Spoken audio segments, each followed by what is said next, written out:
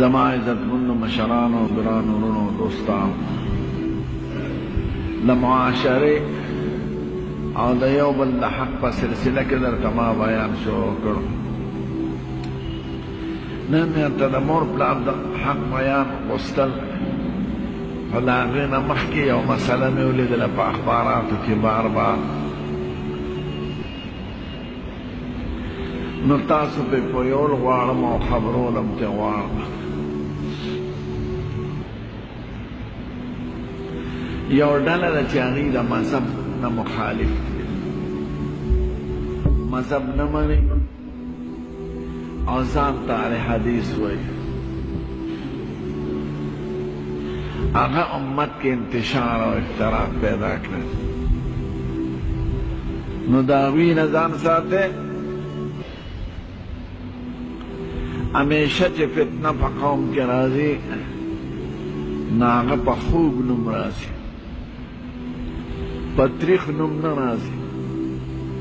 تا ته به وایي په قرآن او حدیث عمل کوو، نو دا خو ښکلې خبره ده.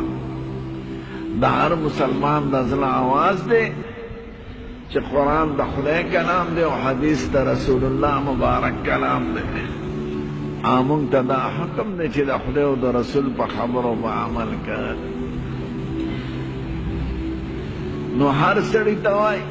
ټیک ده، خو د حضور خبرو په مکتب پوهېدل دا خو د هر چا کار.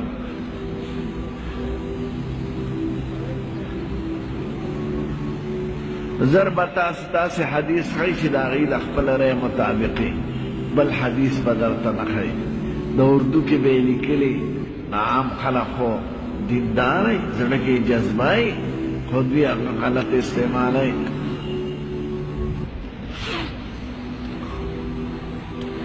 دا یاد لره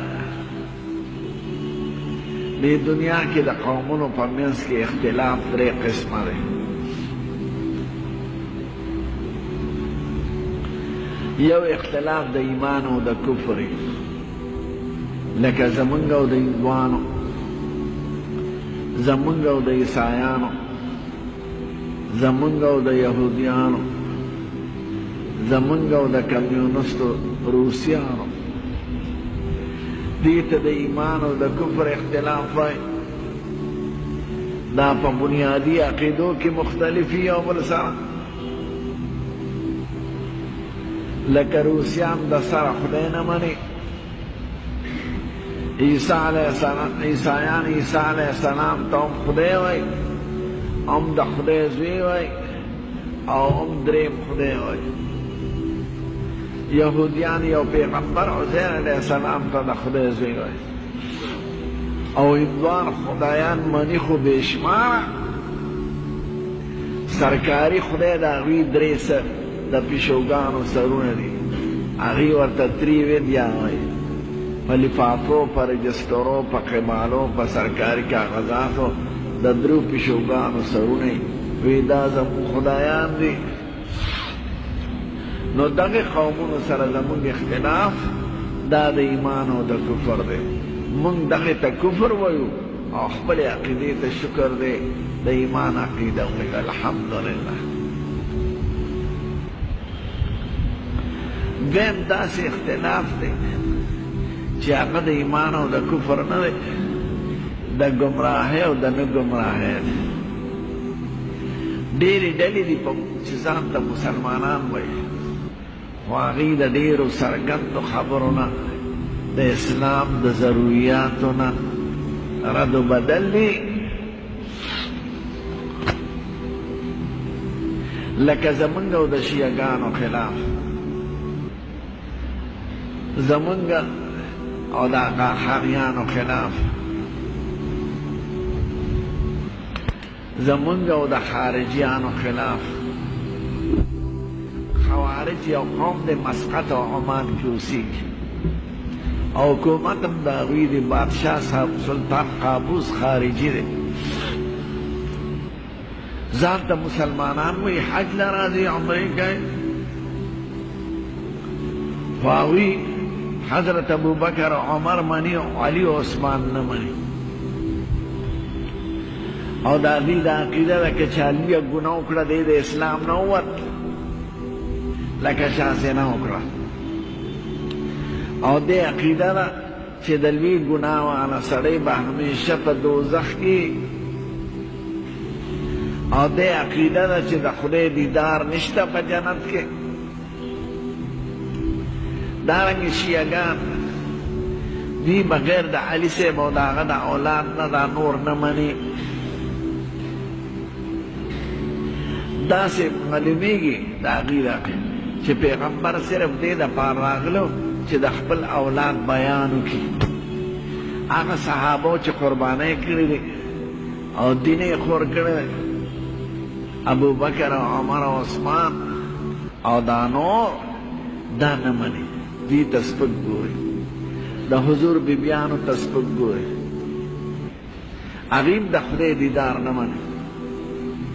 او ډېرې خبرې هغه غلطې نو ځان ته مسلمانان وایي داسې قومونو سره زمونږ اختلاف د ایمان او د کفر نه دی مونږ ورته ګمراه وایو عامو ته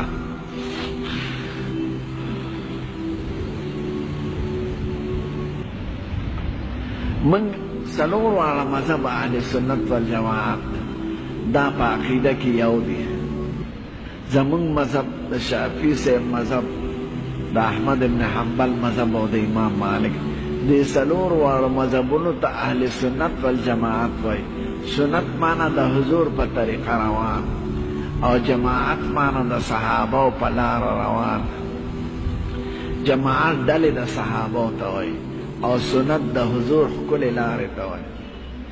دوی منځ کې اختلاف شته خو دا غوره او د ناغوره عقیده یې یوه ده مسلک یې یو دی خبره یې یوه ده څوک لاسونه اوچتوي په مانځه کې بار بار او څوک نه اوچتوي څوک د امام نه وروستو قرات وایي څوک نه وایي څوک بسم الله په زوره وایي څوک په پټه وایي څوک امین مثلا په زوره وایي څوک په پټه وایي دا څلور واړو مذهبونه دې ته یوه ډله وایي دې ته اهل سنت والجماعت وایي د دې اختلاف په بعضو مسلو کې هغې ته د غوره او د ناغوره وایي د جهان ټول مسلمانان علاوه د هغې خاصو ډلو نه ایران کې شیعهګان یا مسقط او عمان کې خوارج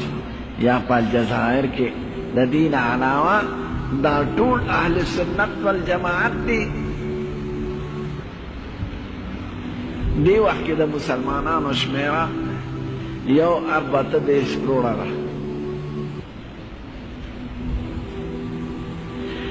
د 5% نه علاوه دا ټول اهل سنت والجماعت 5% کې به دا نورې ډلې داخلي دا زمونږ چې ورسره د نیکۍ او د ګمراهۍ اختلاف دی او د دوی خپل کور کې چې اختلاف دی هغه د غوره او د ناغوره دی د اختلاف ولې راغلی دا کله حضور یو عمل کړي بیا وروسته هغه پرېښي خو هغه پرېښو والا ورته نه معلوم ځکه ټول په یو ځای نه اوسېدل یو صحابي د بل علاقې نه راغلی دی د حضور جون دی لیدلی دی چې داسې لاسونه اوچتوي هغه یو ځل ملاقات کړی دی مثلا یا 2 ځله به یې تللی دی خپلې علاقې ته نو ما هغه نقل کوي او بل صحابي ورسره تر آخره عمره پورې هغه وایي دی کړي دي خو به یې پرېښي دي چاته امین په زور اورېدلی دی نو حضور به کله د تعلیم دپاره یو شی په زور ووایي نو هغه بس دغه به یې نقل کوي چې ما اورېدلي و چې امین یې په زور ویلی بل وایي د امین د تعلیم دپاره کوم چې خلک یې زده کړي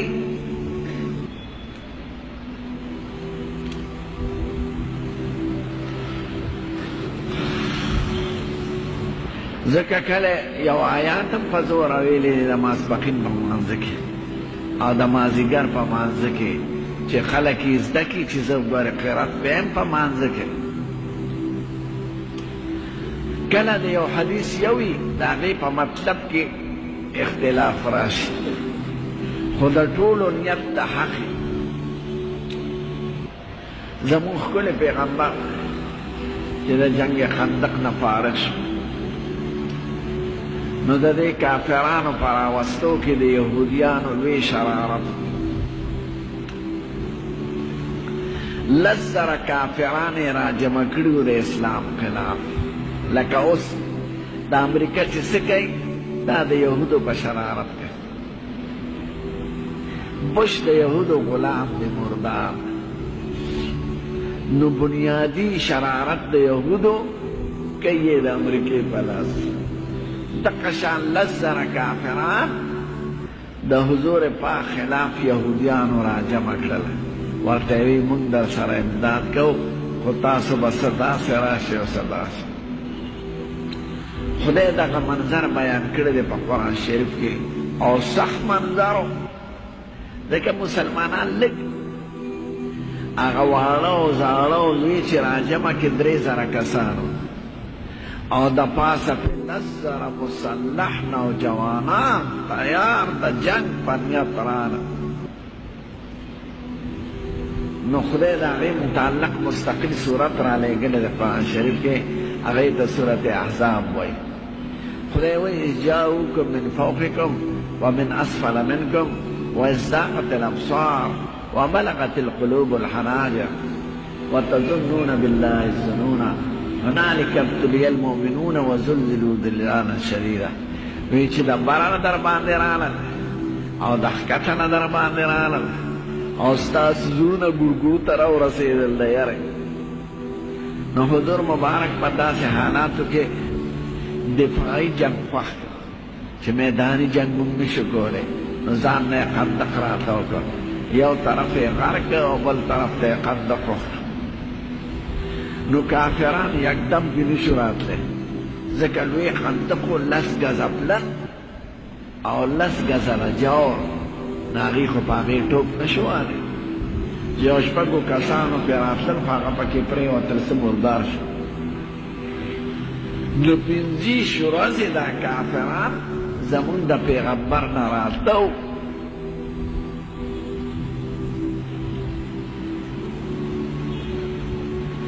منافقان پکې و مسلمانان به یې یارول اوس ټینګ شه خدای وایي وإذ قالت طائفة منهم يا أهل يثرب لا مقام لكم فارجعوا ويستأذن فريق منهم النبي يقولون إن بيوتنا عورة وما هي بعورة ولكن يريدون الفرار دې سخت منظر کې حضور دا ونه وی چې زه خو پیغمبر یم زه نه لګم یا زه به دعا وکړم دا ټول به مردار شي نه دا نظام د اسبابو دی نو دا سبب اختیار نو خدای پاک چې 25 ورځې ډېر تنګ شو مسلمانان حضور پاک وی خدایه دا مردار خو زمونږ نه لرې کړي خدای په سیلې راوستې او خیمې میمې ولا والوزولې او په هغې وارخطۍ راغله چې جوړې موږ د پیغمبر خیرې کړي دا یقیني خو جنګ یې کوم لاړلو تښتېدل چې سهار کېده میدان خالي و د شپې وتښتېد حضور پاک 25 ورځې پس کور ته لاړ سر یې د خاورو ببرو بدن یې د خاورو لړلو ځکه خندق کې په خپله مساج وی لمبل ملائکه راله جبریل علیه السلام وی ته ولمبل سوی او وی ملائکو خو له اسلحه نه ده غورځولی وی څه چل دی وی دې یهودو له سزا ورکړه دوی غداري کړې ده د هغه خلکو چې صاحب تا سره یې معاهده کړې ده او د معاهدې باوجود دشمن یې ټول په تاسو راوست حضور پاک وی زما صحابه په ډېر ستړي ستومانه دي وی خیر بس وخت ته حکم وکړه یهودو نه محاصره وکړه به یې ټول نیولي دي او جنګیان یې والا ټول قتل کړي خو زما مقصد په دې کې دی چې نبي کریم صحابو ته وایي لا يصلين احدكم العصر الا فی بنی قریظه د مازدیګر مونځ به بنی قریظه کې کوي. بنی قریظه د یهودو علاقه وه، د مدینې نه شمال مشرق ته 6 میله فاصله کې د غرونو لمن ده او باغونه بس صحابه ومنډه کړه. هغه قرباني خو کاغي نه وه کړې، دا به څنګه کړي. اوس د مازدیګر وخت شو، څه ساعت پرې سمار وکړو، خو لمر په ډوبېدو شو. چاوي لمونځ کوو په لاره، لمر ډوبېږي.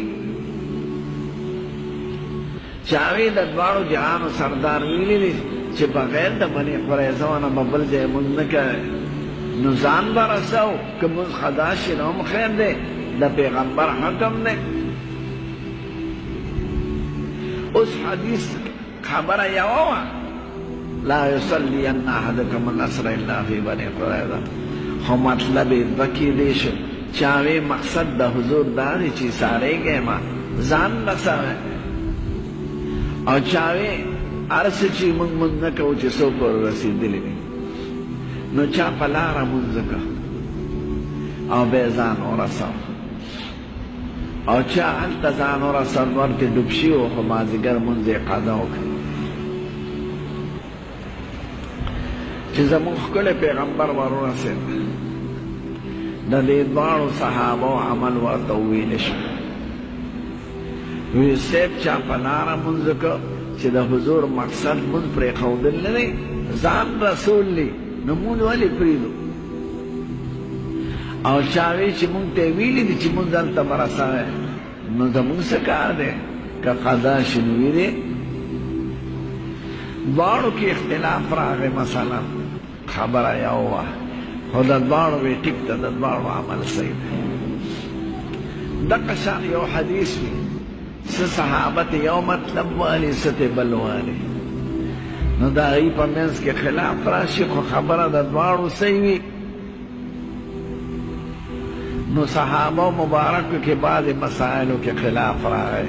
د دغې وجه نه چا ړومبی عمل کتلي، رستي نه لیدلی، چا یو عمل په یو مطلب حمل کړي، چا په بل. خو نبی کریم دې اختلاف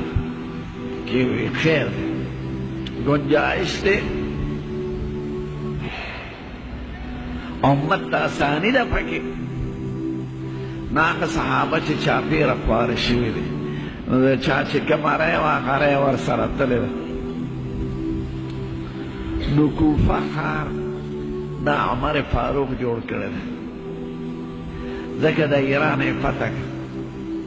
او ایران آتش پرسته قوم وی، او د هغوی عربو سره بغض دی طبعا اوسه پورې.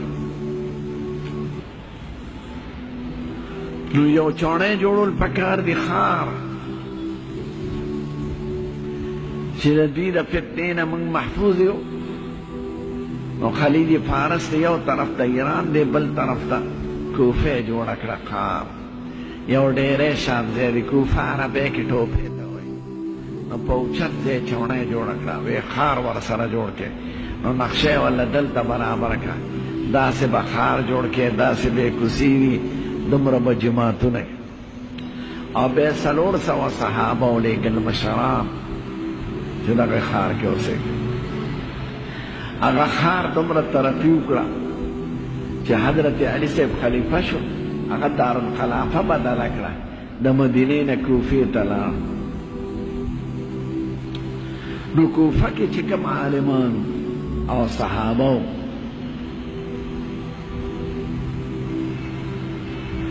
نو هغوی خپلو شاګردانو ته هغه خپله رایه وښودله،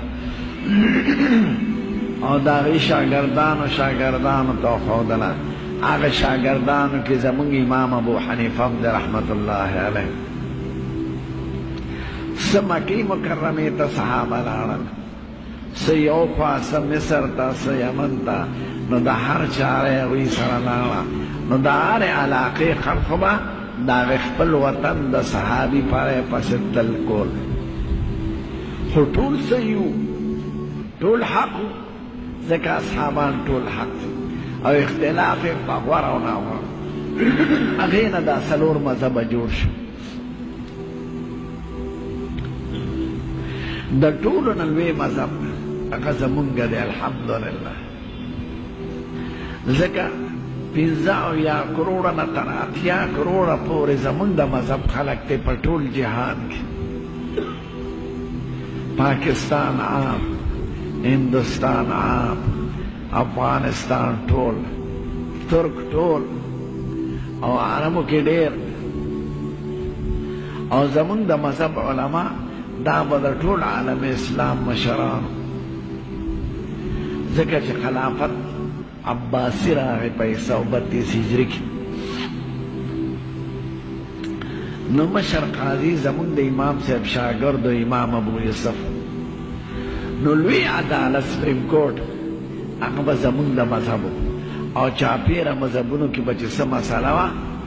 هغه به یې هغه خپلې علاقې ته حواله کوله. په آخري فیصلې له چې به راتلل دی به د ده فیصله.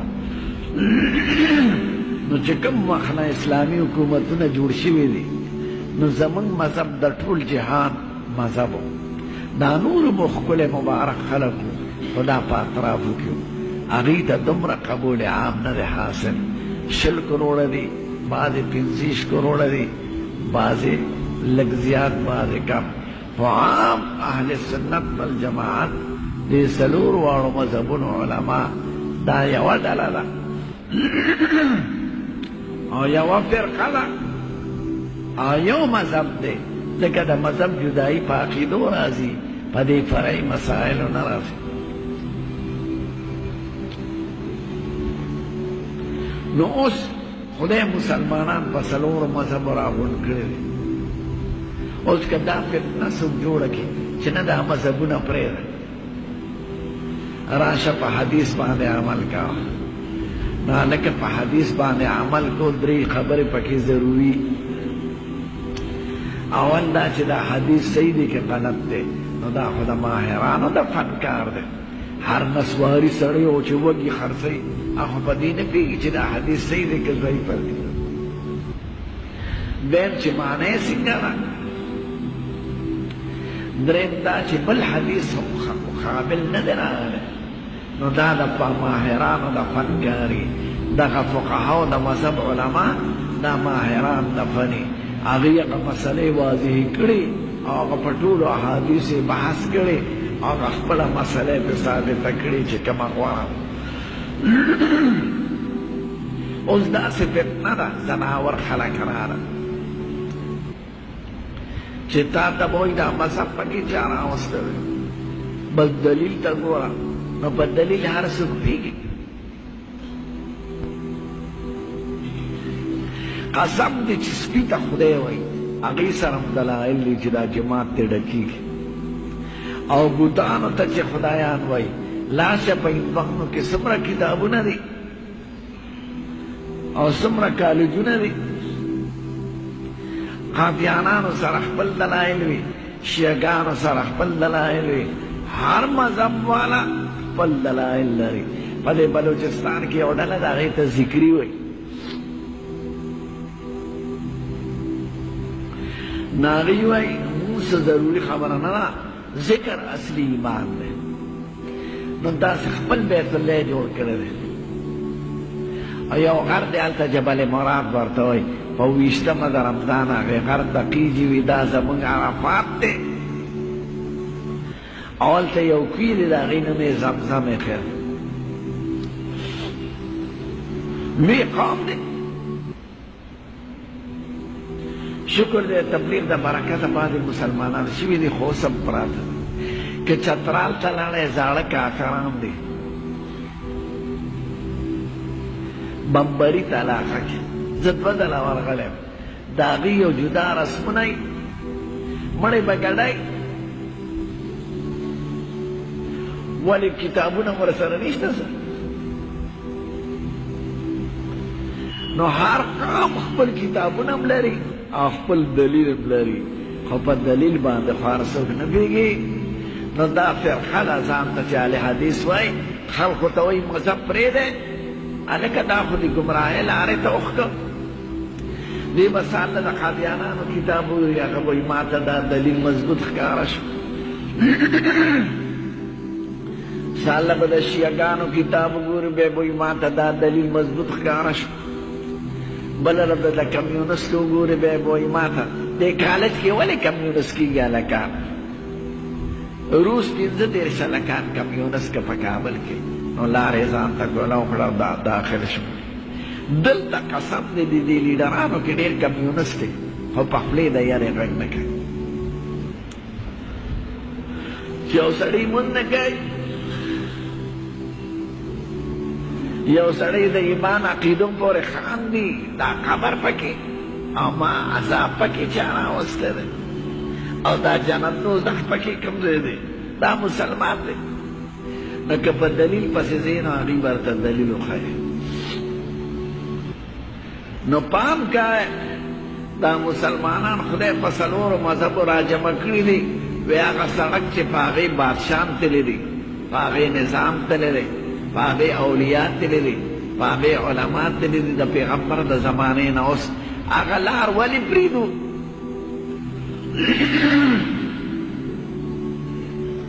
د دنیا هر څیز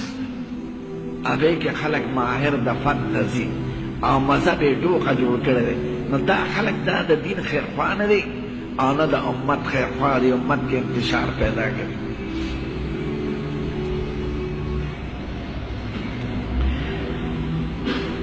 یو درزی لته ځې او جامې پې جوړی یو سړی دله راشي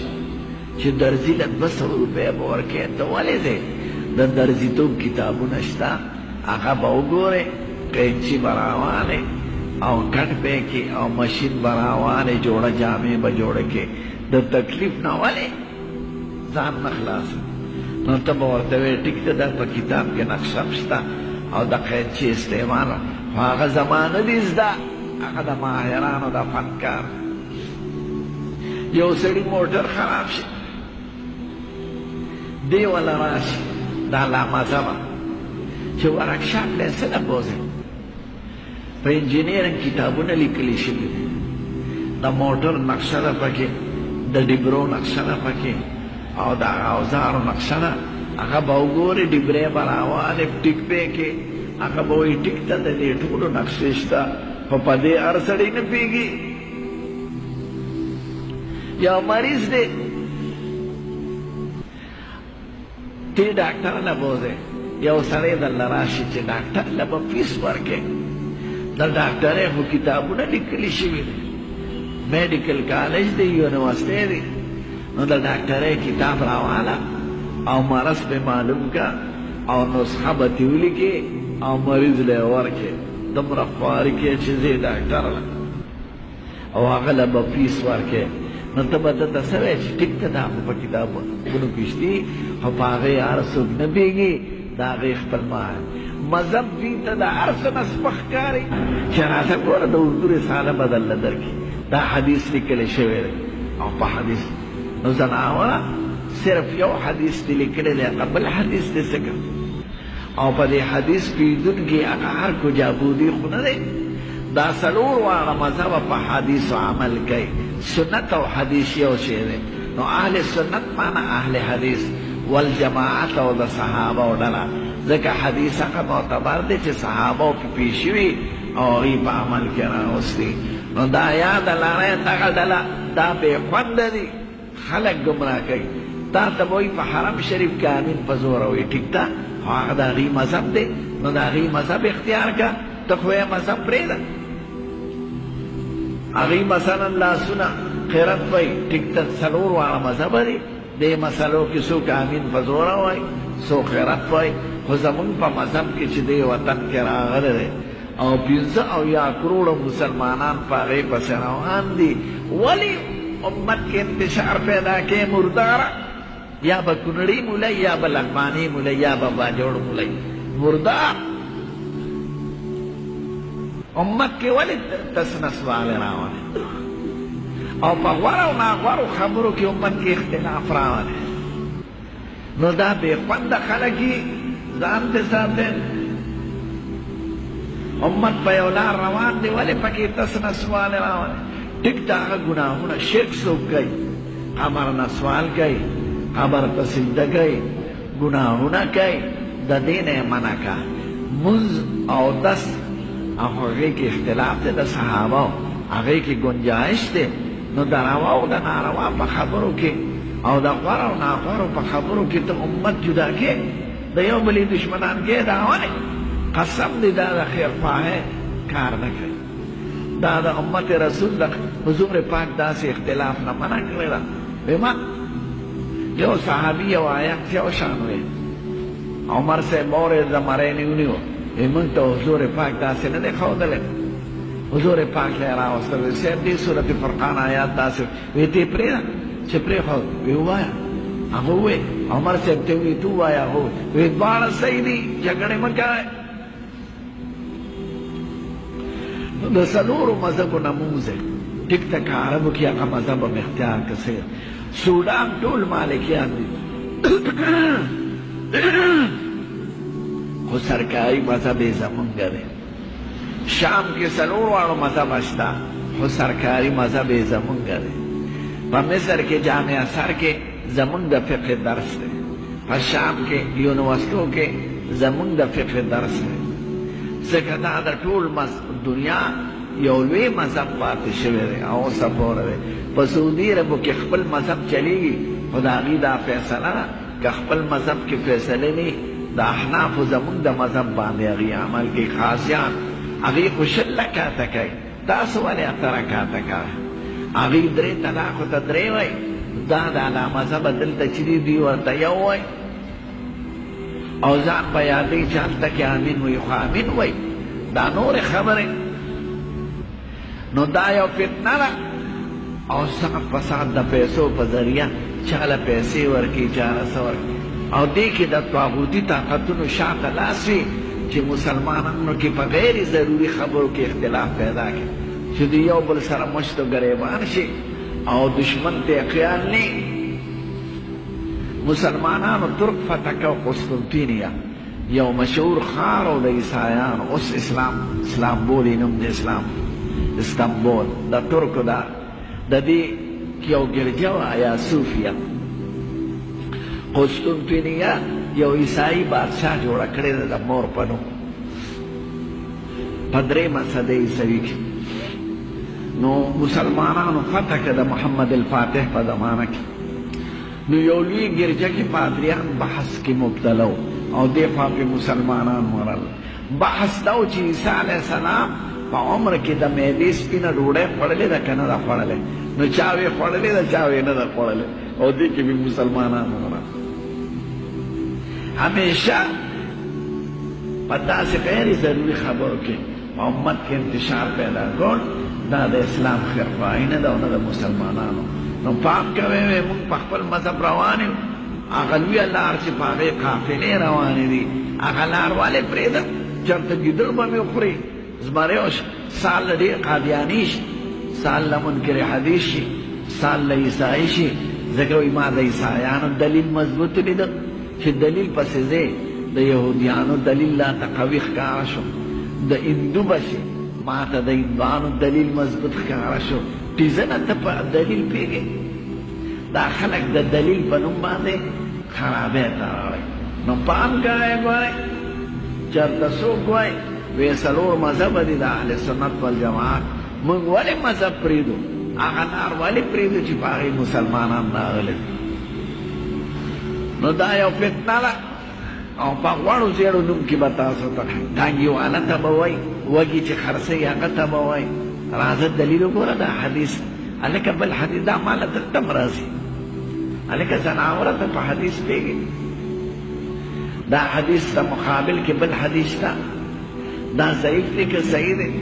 نو د اردو رساله کې به یې لیکلي خلقو ته هغه په دې طریقه ګمراه کوي یم ډله ده چې حدیث نه مني منکرین حدیث دې باړۍ طرف ته پیدا شو پښتنو کې